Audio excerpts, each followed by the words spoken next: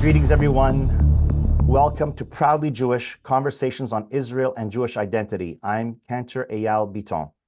We're taping this episode in front of a live audience, members of the Cantors Assembly, an organization of clergy who lead communities in prayer, ritual, and music, and who are affiliated with the conservative movement.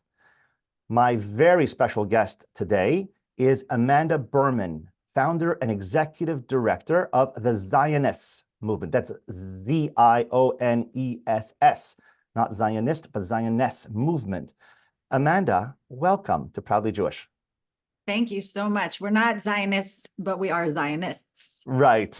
Now, I understand you're a progressive Zionist movement, and I first came upon your organization. I said I'm in Portland, Oregon, when you came to speak at a neighbor synagogue in the city, Congregation Beth Israel, and it was, I think, on a Friday evening, and I couldn't come because I was leading services here in my congregation, but I heard wonderful things. So I felt I had to have you on this podcast. And just to give a bit of background before we get into the questions and the interview, I started this podcast about 3 weeks after the October 7th massacre. I felt there was a need for conversation, a need for Jewish minds to get together and the Jewish community to come together and look at Jewish identity with Israel as part of it from various angles. And that's what brings me to you. And so let me start right at the beginning of Zionists. What is it? And what was the catalyst for creating this organization? So I'm going to actually jump in with the first thing you said, and then I'll tell the sort of genesis story. So you mentioned Zioness at the beginning as a progressive Zionist organization, and a lot of people call us a progressive Zionist organization. And I'm going to clarify a little tweak that I think might be interesting for people, which is that we call ourselves progressive and Zionist, not progressive Zionist. And there's a reason for that. Our tagline actually is unabashedly progressive, unapologetically Zionist. Now, of course, this goes directly into the Genesis story, which is that people feel like they have to choose between being progressive and being Zionist. And we want to say, not only can you be both, but the vast majority of Jews on earth are both. The vast majority of Jews in America are both. We care about the advancement of social, racial, economic, gender, and environmental justice in America. We want to make America better, stronger, more equal, more just. That's part of our Jewish universalism. Our Jewish particularism, our Zionism, just as much a piece of our Jewish identities, our commitment to the Jewish future, Jewish security, Jewish peoplehood, our story, our history, our indigeneity, our sovereignty, all of these things also critical components of our Jewish identities. When people say the phrase progressive Zionist, what I think they mean, people have lots of different ways of identifying their Zionism or talking about the politics of their Zionism. But to me, the phrase progressive Zionism sounds like we're qualifying our Zionism in some way.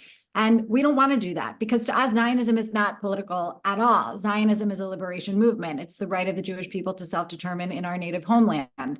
It is part of our identities. As you said, it is our belief in our own story and our own history. And so there's nothing political about it. So we can be Zionists who don't like the Israeli government, don't wish it was the Israeli government, right? Want to fight for a better Israel, like the 20% of Israeli society did for 9 months before October 7th, protesting every single weekend for 40 weeks.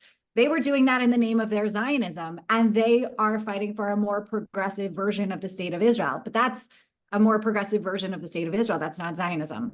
So it all kind of goes back to the origin story, which the long story. So for the sake of time, I'll just kind of cut it to say that in progressive movement, after social justice space, after, activist coalition, Jews were feeling like we had to choose one piece of our identity over the other, that we were facing this litmus test that if you believed in Israel's right to exist, if you believed in the fight for Jewish liberation and self-determination and security, you were right-wing. You were not able to participate in justice spaces. And so from the movement to Black Lives, to the Standing Rock protests, to the Women's March, and, the International Day Without a Woman, and the Chicago Dyke March, and the Chicago Slut Walk, and, unfortunately, I could go on and on.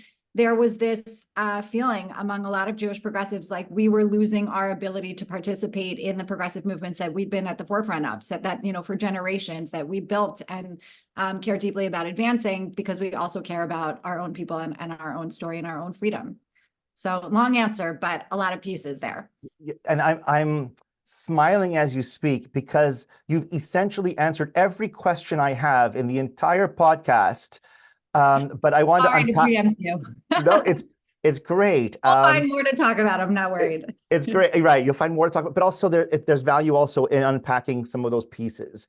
There's a lot there, and I love that you're saying progressive is not an adjective to describe Zionist. It is. We are multiple things at one time. I'm Moroccan and I'm Ashkenazi. I'm, I grew up in an Orthodox synagogue and I'm a Cantor in a conservative synagogue, et cetera, et cetera, et cetera. And your Ashkenazi-ness doesn't diminish in any way your Moroccan-ness. These are things that we hold even when they may be in tension, like that's what it means to have intersectional identities. So, to be a progressive and a Zionist, sometimes it feels like this sort of manifestation of the Zionist dream in the contemporary state of Israel. The state is not always as progressive politically as we may want. And so we want to fight for it to be more progressive politically, the same way we fight for America to be progressive politically, but we don't question our love for America as Americans. Like that's not something that we do, even when we're not happy with the sort of politics or government that we have here. Right. Not everyone, there are people who hated Bush, or people who hated Obama, people who hated Trump, et cetera. And doesn't mean all of a sudden you're not American or you don't love the country. You love the country and you think it's going in the wrong direction. So you want to have a voice.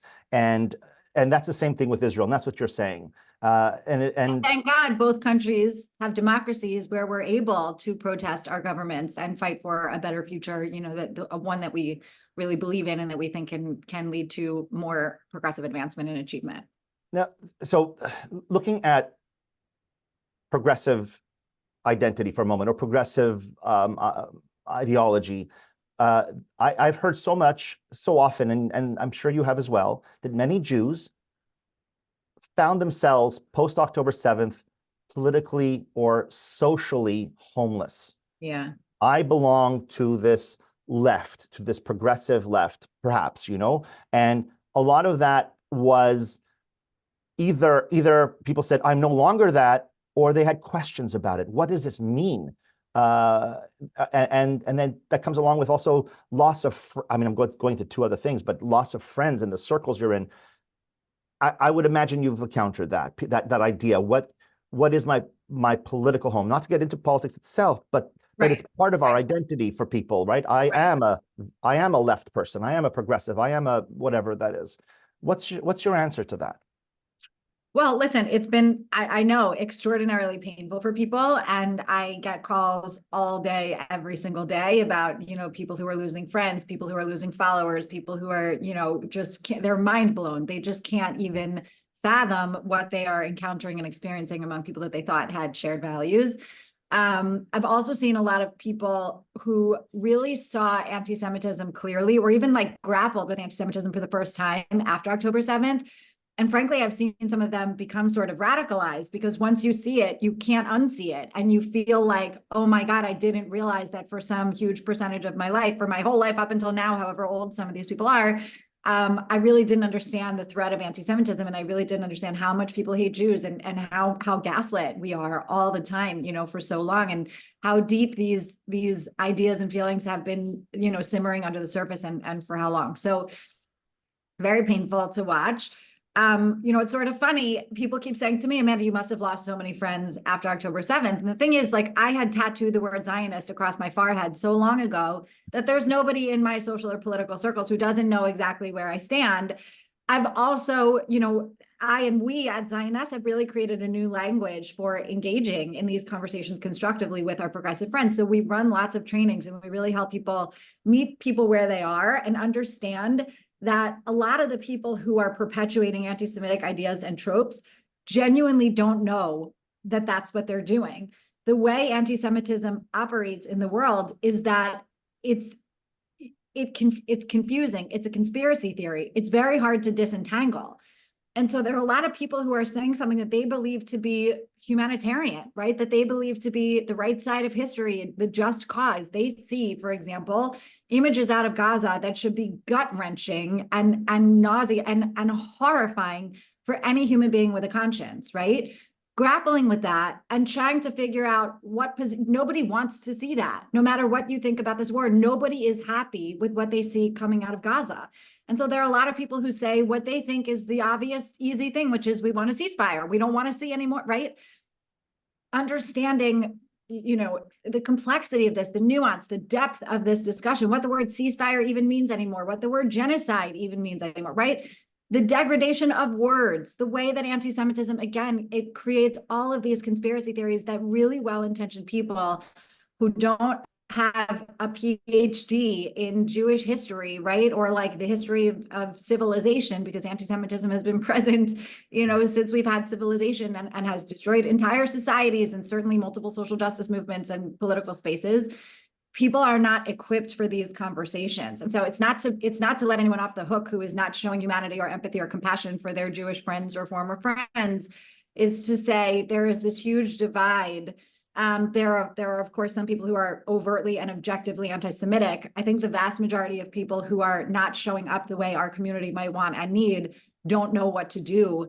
And unfortunately, a lot of people in our community don't know how to engage because we are feeling, the vulnerability and the threat is so visceral for us that we're like, how can you not see this? Yeah. But I've had enough of these conversations to know they just can't see it, right? Like they are not able to understand unless you have this like intergenerational trauma that's been triggered. For so many Jews, this is a feeling. They can't explain it, but they know it's there and they want other people to see it and understand it, but we can't even articulate it ourselves.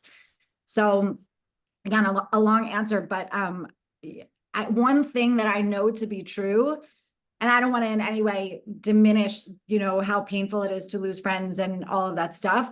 The one thing I know to be true is that when you are proud of your identity, when you are always, right, not just in a moment of vulnerability or threat, right, like not when you're just feeling this acute need to be openly Jewish and Zionist and to sort of reclaim that as part of your identity. If you hold on to that long past this moment, if you continue to be a proud Jew and a proud Zionist and be outspoken all the time in every room about how that is part of your progressive identity, how that is a consistent view and ideological position that we believe in liberation for persecuted minority communities, and therefore we are Zionist, as opposed to, it's flipping the script from people who say you can't be progressive and Zionist. We say you can't be progressive and not Zionist. I mean, there's a moral inconsistency there.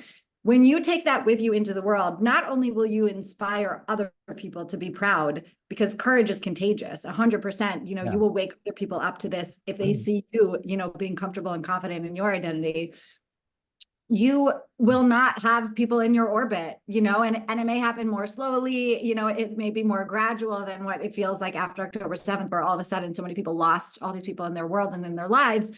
But again, it's not because I've curated a space. It's because I'm outspoken and I do it, with compassion for Palestinians. And I do it, again, having a conversation that I think can be received within the progressive movement. That's the whole point. I want to be able to talk to my fellow progressives about my identity, my liberation, what Zionism means to me, what Israel means to me. But I've lost over many years, people who can't tolerate that. I've also gained lots of people who are inspired by it, and lots of people, by the way, who are not Jewish, and lots of people who are progressive who reach out all the time saying, if I weren't following you, or if I didn't have a relationship with you, and I knew that I could ask you hard questions and you weren't going to be offended or call me anti-Semitic, right? And you would engage constructively with my questions. And that helps me, be more confident when I'm engaging people in my community, or, so there's always a ripple effect, but it starts with the pride, within our community. And that's, this podcast is called Proudly Jewish. And I was very moved by this book by Ben M. Freeman called Jewish Pride.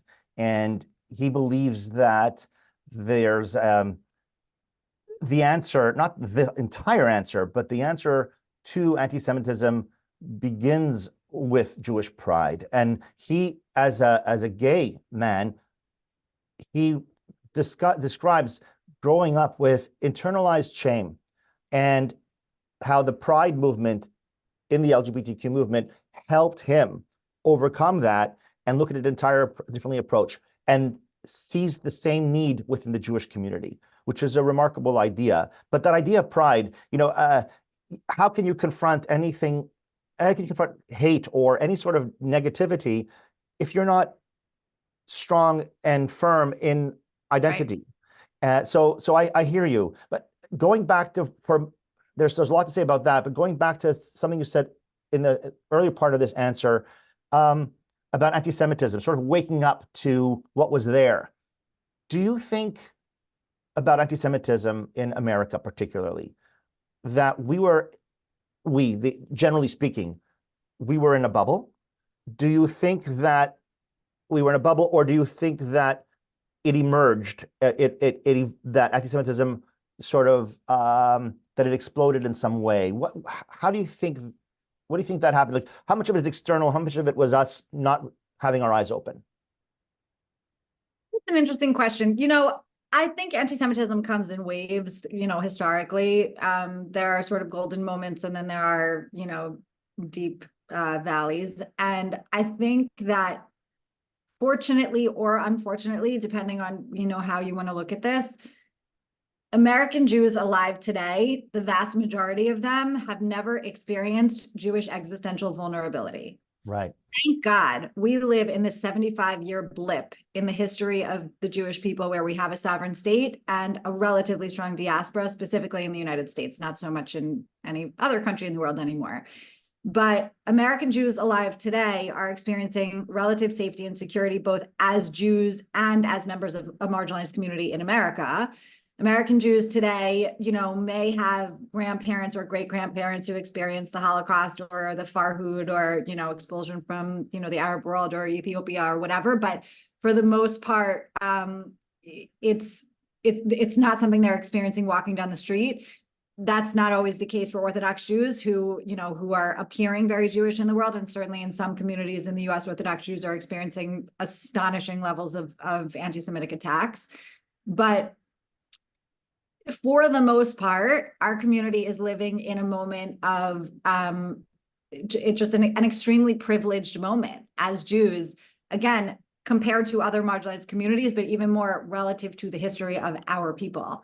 Right. And so it's easy to forget when you feel safe and comfortable. And as a people who are mandated to be a light into the nations, to repair the world, right, to fight for other marginalized communities while also, continuing to hold on to our own particularism, it could be easy to feel like the universalism, we are more required and more called to the universalism than the particularism when we don't feel under threat. And I've seen this now several times. I'm not so old, although, I'm getting up there. In May 2021, and even, in the summer of 2014, which was when I really started my activism, seeing the way that our community responded to that threat, to the increased level of threat, to the anti-Semitism that we were experiencing and witnessing, especially with the rise of social media, there was a moment both in the summer of 2014 and May 2021, and several times, of course, in between, but those are two major ones, at least in my lifetime. I was hopeful that our kind of recentering of our Jewish identities, not at the expense of our universalism, not at the expense of our progressive values, but in addition to reminding ourselves that we also need to fight for our people, our community, our state, our sovereignty, right? Our right to have what other nations have in this world, and remind ourselves we are a nation, not just a religious group. It's a good thing. Now, we would never ask for October 7th, right? We would never want this level of threat or fear, but the way that our community is coming together now, this sort of reminder that in every generation they rise up against us, right? Like this is something that we've experienced over and over again as a people. And I guess I'm not a student of Jewish history, honestly. I guess those are the moments that we come together. And the question is, how long will we stay together? That's a question for me. I hope it is quite a long time, even if we get back to a place of relative safety and security, both in Israel and in the diaspora. I hope we will hold on to our Jewish particularism and each other in the way that I have seen our community do in the wake of October 7th. Now you're sounding like clergy. Amen. It's like, that's a wonderful prayer. Wonderful clergy today. You mentioned May 21, and I mean, this is huge for me. I'm a Canadian Jew. I'm from Montreal, and I came to Montreal to Toronto, and I moved here in 2017. The United States is not so far away from Canada that everything's a surprise or a mystery, but I will say that overall, I think it's fair to describe Canadian Jewry and certainly Toronto and Montreal Jewry as perhaps more Zionist than the average American Jew. I don't know if that's right, but that's my take. And certainly Montreal in particular is a very strong Jewish community. Yes. And so perhaps that informed me. But when May 2021 happened and the ensuing anti-Semitism that spilled onto the streets of North America, people being picked on in restaurants, being called out, vandalism in synagogues, Holocaust memorials, demonstrations that were quite hateful in the streets, an old elderly Jewish man in Toronto being beaten, all kinds of things. I honestly thought that there would be an awakening among the Jewish population in the States, and maybe there was, but not after October 7th, where this understanding that this is a threat to Jewish identity, that Israel, no matter what you thought about the politics, that it is under attack existentially, and it is part of our identity. And I thought regarding progressive Jews that there'd be more people standing up and saying, listen, this is not about Sheikh Jarrah or whatever this is. When you take a Jewish student who wants to join your club for sexual assault and you say you can't join because she's a Zionist, that's not right. And as progressives, we want a seat at that table. And I didn't see that happening. Now, was it happening and it just wasn't happening enough? Or why didn't it wake up? Why didn't it happen in 2021? Or is it worth even exploring that? I think that it did to some extent. I was seeing it in that space. I was definitely seeing it. We are a tiny community, right? Like we're 2% of the population of America and 0.2% of the population of the world. And most people don't know a Jew. And most Jews, we tend to live, at least in the US, in big cities, on the coast, whatever. Jews that aren't surrounded by Jewish communities. I met someone at a conference, the BBYO conference, a couple weekends ago, who grew up in a small town outside of London. He said he was the only Jew, the only Jewish family. So when he got to BBYO and saw 4,000 Jewish teens, he was like, when I was growing up as a Jewish teenager in this small town outside of London, I literally thought I was the only Jewish child alive. Wow. So, that's really interesting perspective, for those of us who grew up outside of Philadelphia or in New York or Montreal, whatever. It's easier for us to do. And I do think that in the big cities where we have kind of solidarity amongst ourselves and we have a support system there, it's easier to do. Jews in all of these other cities don't have the luxury of standing up. They just don't. I mean, there are violent threats against them. The other thing that's sort of interesting on this point is I've been saying for a while, and somebody told me that this isn't actually accurate. So I'm going to say it, and then I should probably do a little bit of research. I think it is broadly true, but maybe it is not 100% true. Jewish anti-Zionism is, for the most part, unique to America and maybe some parts of Canada, right? Jewish anti-Zionism comes from a place of extreme privilege. It's the dynamics that I spoke about before, living in this golden moment in the history of Jewish life where we have the privilege of not advocating for ourselves.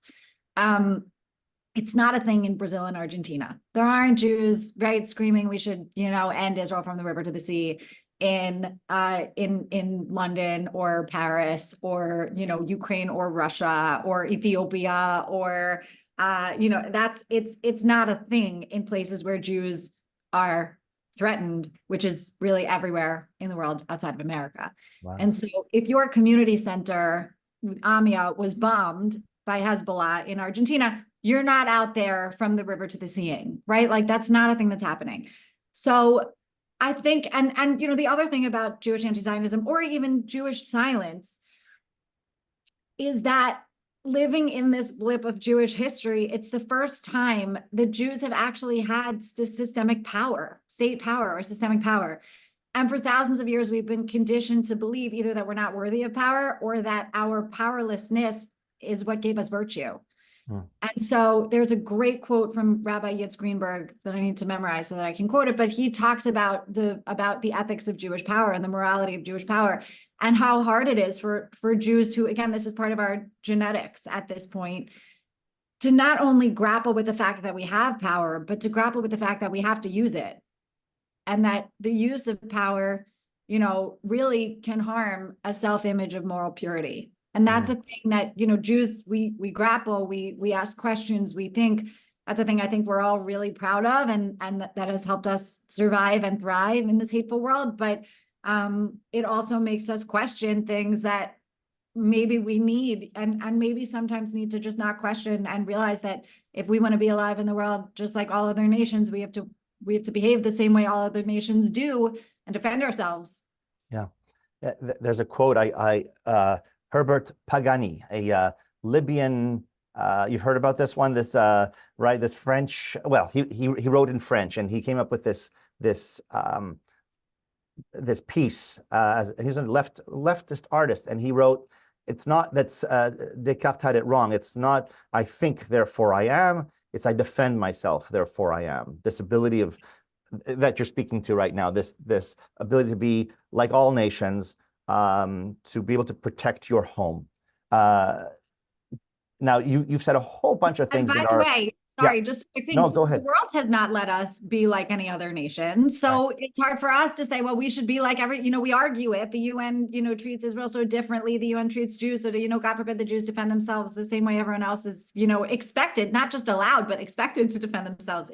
The world doesn't allow it. So it's really hard for us to internalize the possibility that it should be allowed objectively. But if we're not getting there ourselves, no one else is going to get there.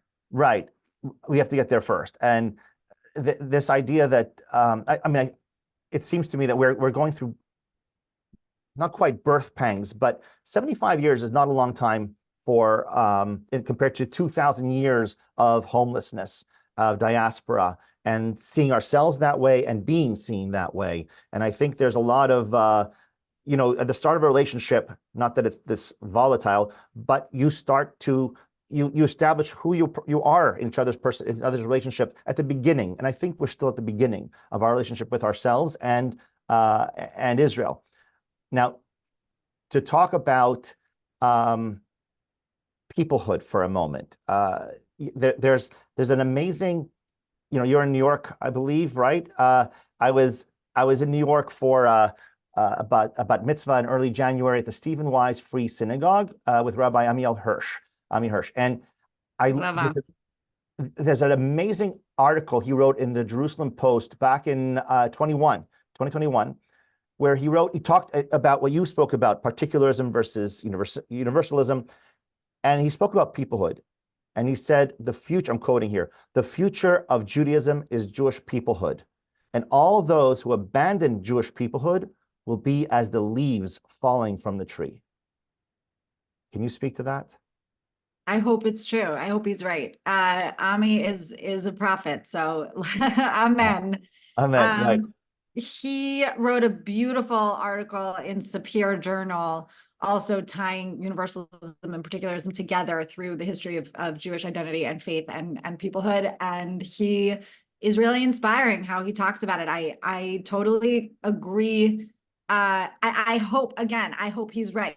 I hope that we are able to maintain. The vast majority of Jews on earth, of course, are Zionist and are deeply committed to our peoplehood.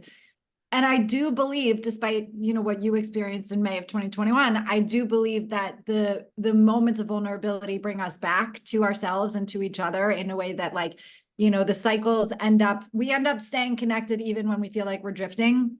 Yeah. I hope he's right, and I hope that's true. But there are moments where it gets hard, and you mentioned the 75 years and how Israel's still a young nation.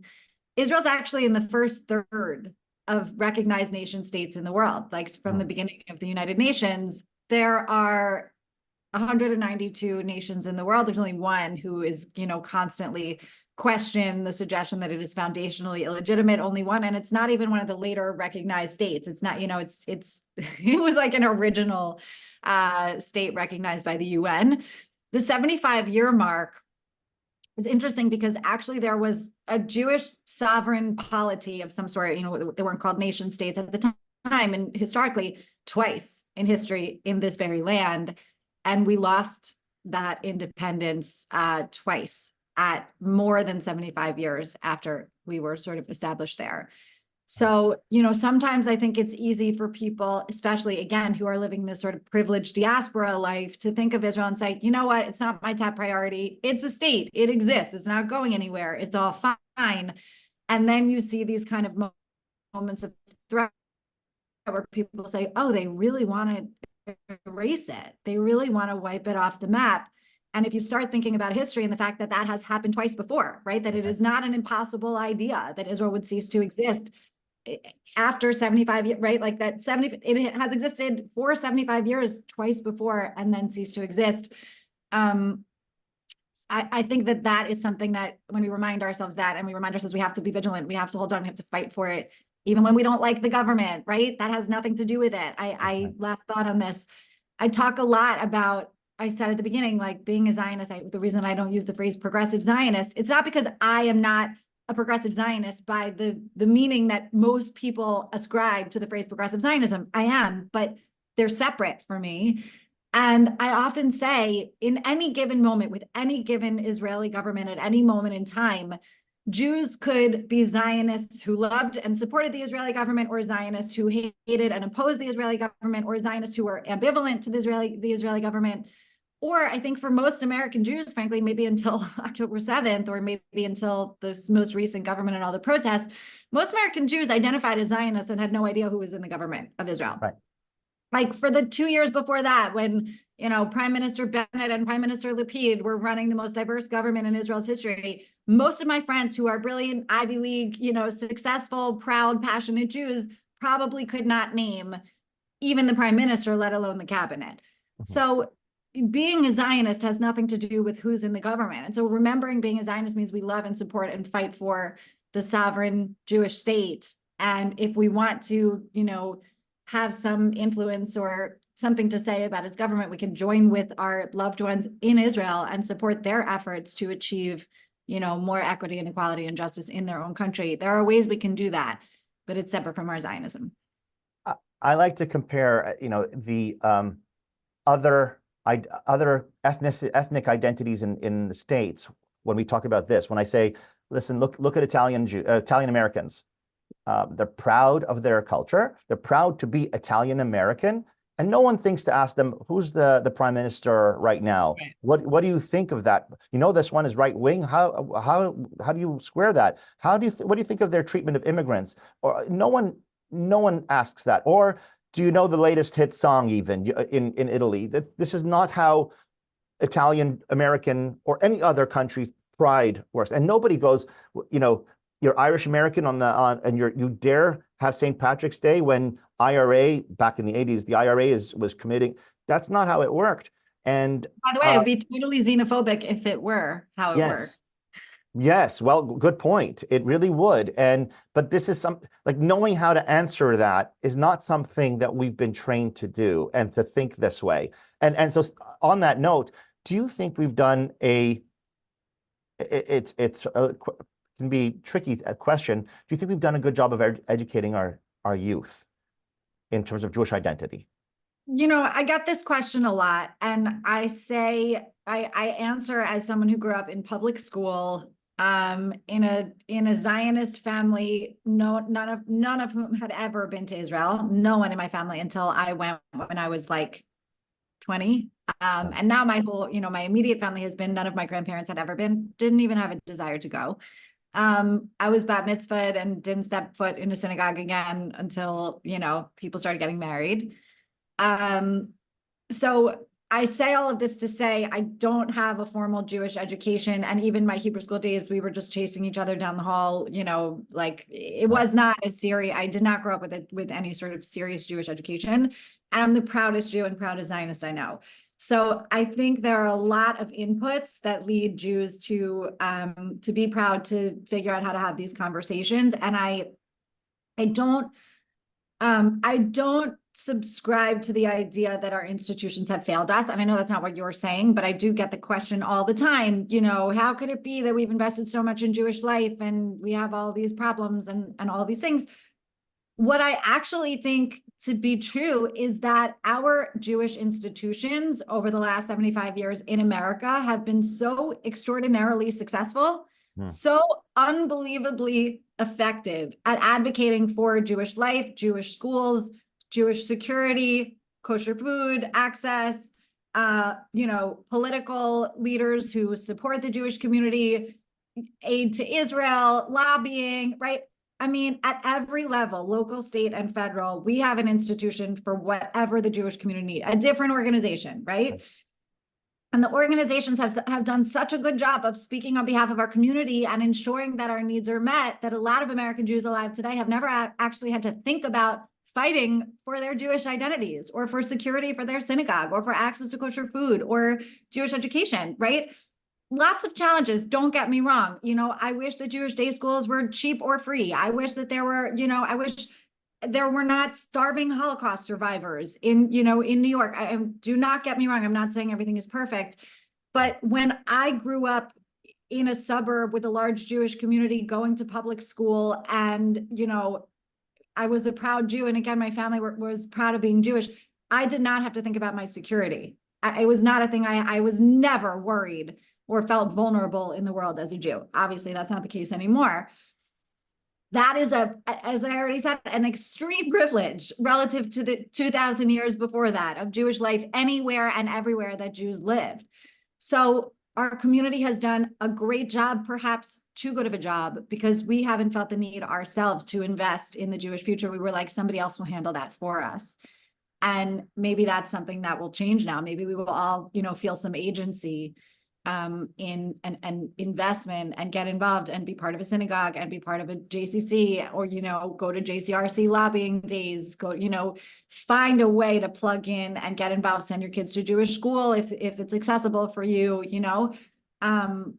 I think we're going to pivot in some ways as a community and it's going to meet the moment. And I think we've done that in the past as well, but the moment is changing and I think we will too. So there's an idea of organic change that you're talking about. If you had to talk to, maybe you've already done this, if you talk to a room of students who are about to enter university, and they're going to face a lot of these very troublesome, hostile situations that we see on social media these days, and it's really frightening. I have a daughter who's 7 years old. I worry that, are things going to get worse? What do I do? What do you say to them about how to handle what's ahead and how to perceive themselves? This is you can write a whole chapter from a book on this, but what do you say to them and how should they perceive themselves as Jews and with Israel as part of their identity? Children, you mean? Anyone really, but I'm thinking right now, particularly about kids who are going to enter university, as they're confronting this possibly anti-Semitic environment that is directly tied to Israel. What does Israel play? What's that part of their identity that, what would you tell them about what Israel should be to them and how they can face this, what's up ahead and how to confront it? Well, first of all, I would want to explain to them what anti-Zionism is and explain that it really has no relationship to Zionism. It's really a caricature of Zionism and a total caricature of Israel. It has really no relationship to the facts on the ground or the lived experience or reality of the people who live in Israel. And that it's just anti-Semitism, that if you actually go through the history of anti-Semitic tropes, the classical tropes, and you understand the way that anti-Semitism morphs to meet, different societies, different political systems and economic systems, that ultimately the tropes are all the same. The Jews have all the money, all the power, bloodthirsty, not loyal, all of these, there are these specific ways of speaking about Jews, owning all the banks and the media and controlling the government, all these things, and wanting to dominate the world with their power, their supernatural power. If you understand the way that the tropes have operated historically, and again, that even when they morph, they are ultimately the same, you'll be able to understand what anti-Zionism really is in a way that you can then, even if you're not actively confronting it, even if you don't want to be the warrior for Israel on your campus, which, by the way, most Jewish students don't. And I do not blame them for not wanting to take that on when they go to college. I don't even think I would have taken it on. Wasn't quite an issue. But I went to Penn. And so looking at what's going on at Penn now is so painful. And I've been working with the students and having exactly this conversation with them, how they can hold on to their Jewish pride. And there are lots of ways. Key into your Jewish communities on campus. Hillel International just last weekend hosted a summit in Atlanta with 800 Jewish students. It was an Israel summit. It wasn't just a Jewish student summit. It was the Israel summit. They had 800 students and several hundred on a wait list. It was totally maxed out to full capacity. I felt so lucky to speak to all of them on a panel with incredible female leaders. It was really, really just so inspiring to see that the next generation is ready. Like we in our generation are, I think, looking back and wondering where we could have done better, but this generation of college students and the BBYO kids that I was with the weekend before, they are ready. And they're going to show other teens and other college students how to do it because they're prepared. They're so proud. As I already said, pride is infectious. And I think just exposing Jews to what Israel is, really to the complexity of it. To your question before, are we doing it right? Are we raising the next generation in the right way? To me, the complexity is part of it, right? It's a good part of it because, again, we grapple. That's what we do as Jews. So being able to say Israel's not perfect, there's still a conflict, there are geopolitical consequences to Israel's existence that pain us as people who believe in liberation for all, all people, all nations. Here's where we stand, here's what we think, here's where we can criticize with love, here's where our Zionism, connects with our Jewishness. If you raise children with any relationship to a synagogue, which I assume you will, or already are, they will see that they can't open a prayer book without seeing the word Zion or Israel on literally every page, that we are the children of Zion, that Zionism is not, there is a modern political Zionist movement, of course, but it's not political in the sense of left or right. It's political in the sense of sovereignty and borders and nation states, a world. The Zionist movement launched at a time where empires were falling and nation states were being born for nations. And so Zionism was totally consistent with the way the world was operating at that time. But the Zionist movement that we talk about, Herzl Zionism, Nathan Birnbaum Zionism, because Herzl stole the word Zionism from Nathan Birnbaum, was actually based on Jewish identity and our history and our peoplehood and the role that Zion, that mountain in Jerusalem, plays in our faith, our story, our understanding of self, our longing to return.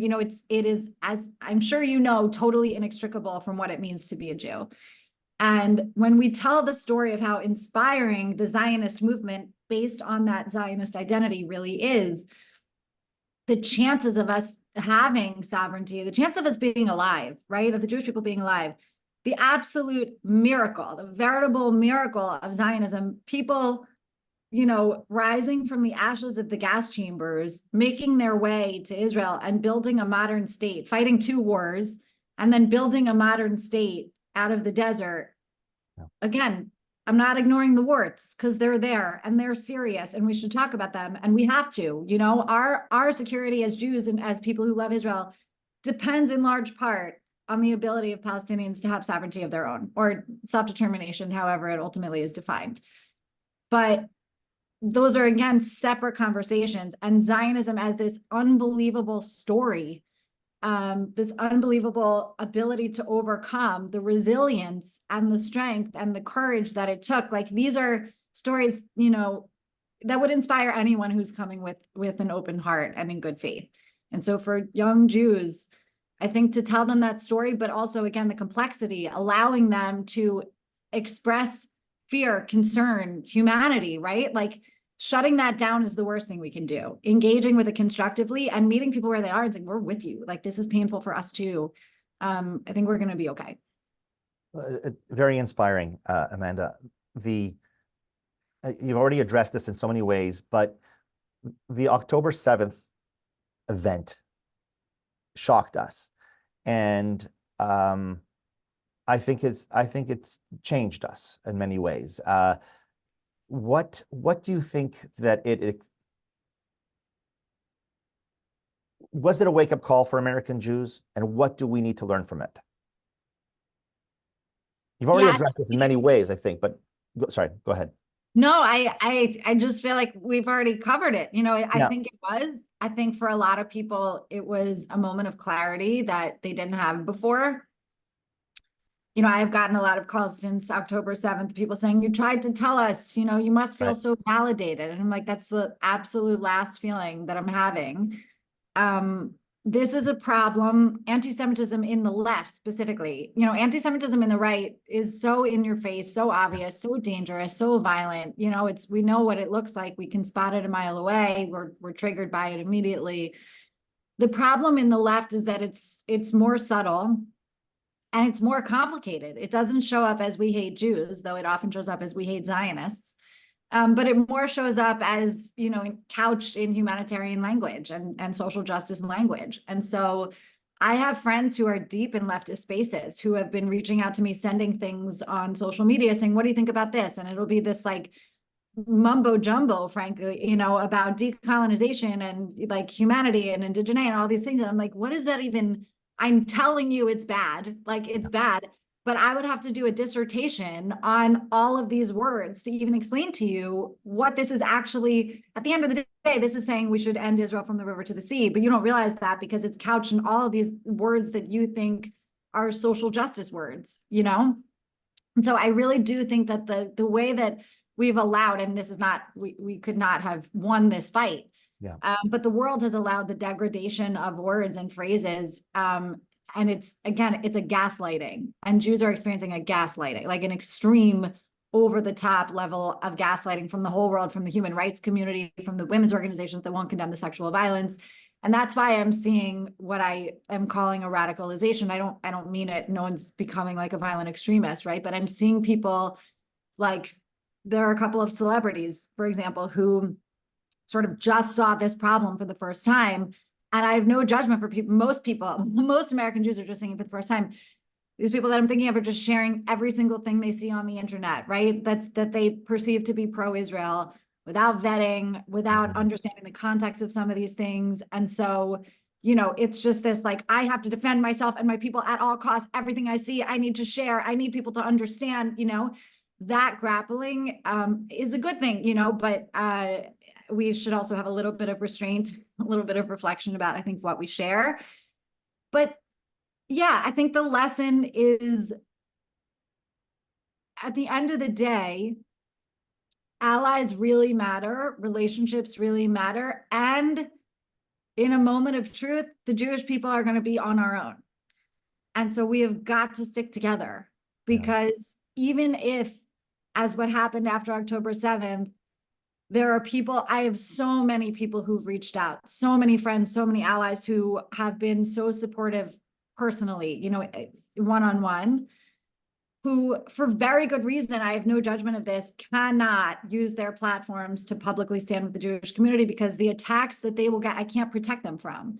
And I don't want them to get, burned down on social media just to show me that they care. I know that they care. Yeah. But the world, the dynamics out there in the world, the power and strength of anti-Semitism and the way that it manifests, the wave of it, we can't hold that back. Yeah. So I don't want to minimize the incredible solidarity of so many people, but we have got to stick together because we've been able to overcome so much, and we will overcome this as well.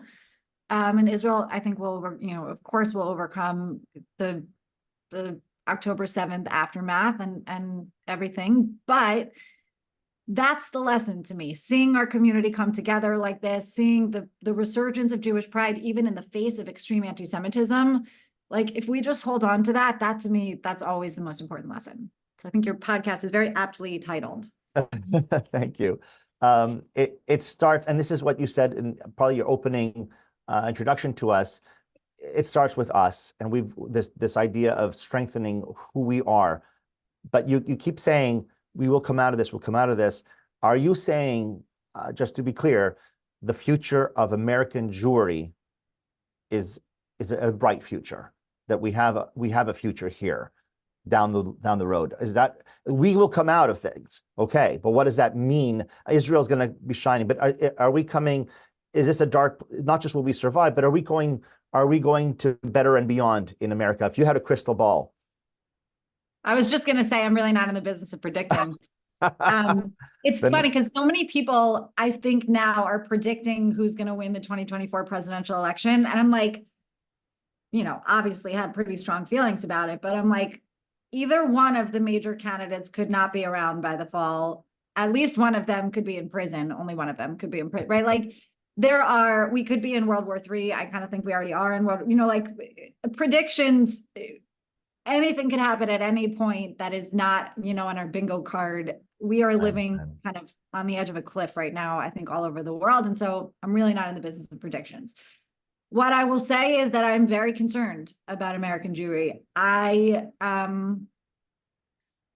feel I'm going to Israel for the first time since October 7th in a few weeks, and I really can't wait to be there. My mom doesn't know yet, so thank God she's not listening, and she's not going to handle it very well.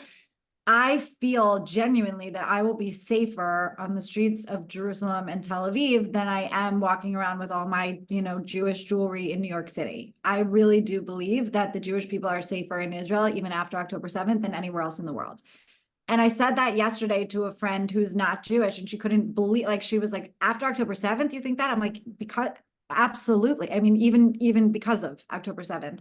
And I felt it before anyway, but during this explosive rise of anti-Semitism around the world, and knowing the vigilance with which Israel will operate in a post-October 7th world, I would absolutely feel safer there. And I think that that's why so many people are doubling down on their Zionism. I think that a lot of people are seeing Israel now as it always was, which is the only place in the world that the Jewish future can really be protected.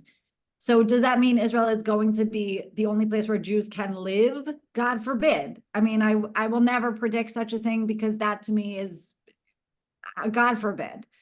But I think that the outcome of the 2024 election is going to have profound consequences for the future of the American Jewish community.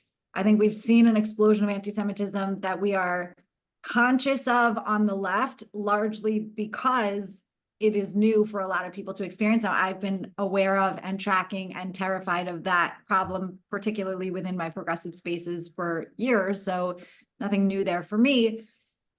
It's important that we talk about it. I'm grateful that we're talking about it. I'm really glad that it is something top of mind for so many people, especially non-Jews, who are waking up to something that I've been begging them to see for so long.